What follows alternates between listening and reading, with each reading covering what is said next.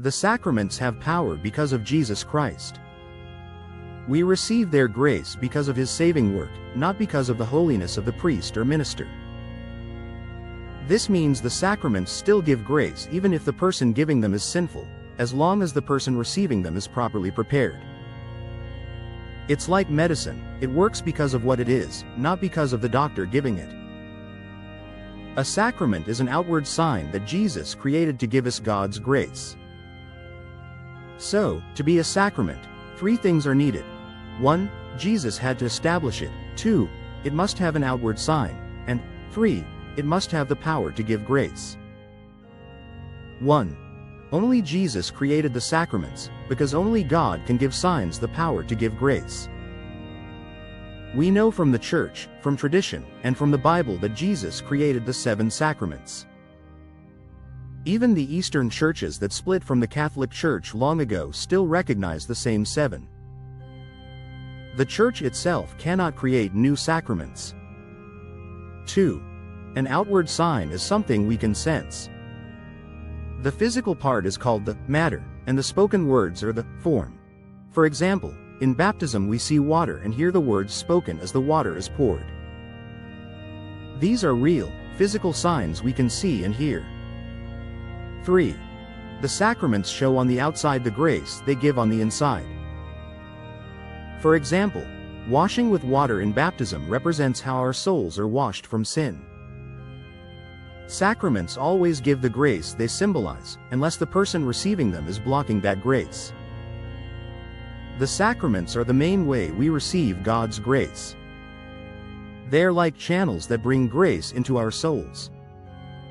God can give grace through prayer too, but the sacraments guarantee special graces when we receive them worthily.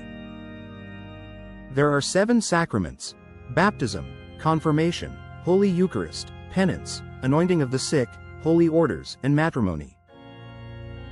There are exactly 7 sacraments because Jesus created 7, no more and no fewer. They are gifts of love from Jesus, paid for by his suffering and death. 2. A sacrament forced on someone who does not want it is invalid and has no effect. To receive a sacrament, a person must want it. For infants, unconscious people, or those without reason, the Church supplies their intention. The Church assumes they would want the sacrament. 3. Ceremonies are added to the sacraments to make them more meaningful and to help the person receiving them grow in devotion. They are not required for the sacrament to be valid. Jesus himself used ceremonies, such as when he used clay and saliva to heal a blind man's eyes. The sacraments get their power to give grace from God, through Jesus Christ. The 7 sacraments are like streams of grace flowing from the heart of Jesus on the cross, giving us spiritual strength. Just as people work hard to feed their families, Jesus suffered to give our souls the grace they need. 1. Every sacrament has the power from God to make our souls holy. This grace is called sanctifying grace. Sanctifying grace stays in the soul unless we lose it through mortal sin. Baptism gives this grace for the first time. Penance restores it when it is lost. The other sacraments increase it. 2. Each sacrament also gives a special grace, unique to that sacrament. This is called sacramental grace. Sacramental grace helps us fulfill the duties of the sacrament. For example, matrimony gives special help from God to live out married life faithfully. 3. If we receive the sacraments with the right attitude, they always give grace. Their power comes from Christ, so they work as long as we do not put obstacles in the way. The sacraments are sure ways to receive grace and be saved. Through them we are joined to Jesus. They give us strength to face life with courage. Sacraments of the living must be received by someone who is already in a state of grace. Sacraments of the dead are meant to give grace to someone who has lost it through sin. 1. The sacraments of the living are confirmation, Holy Eucharist, anointing of the sick, holy orders, and matrimony. Receiving these in mortal sin is a serious sin. A person who receives a sacrament of the living while in mortal sin receives the ritual but not the grace, and commits sacrilege.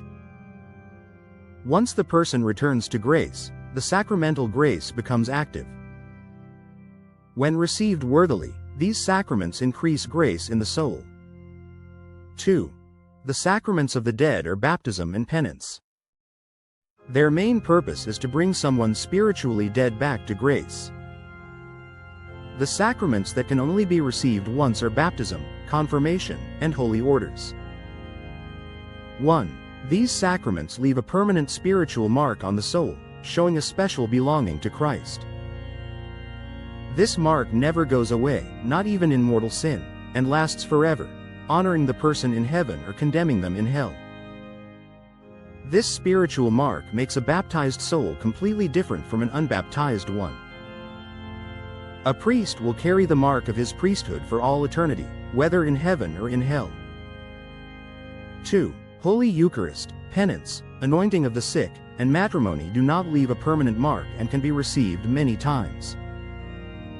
Anointing of the sick can only be repeated in a new illness. Matrimony cannot be repeated unless one spouse has died. The more often we receive penance and the Holy Eucharist, the better it is for our souls.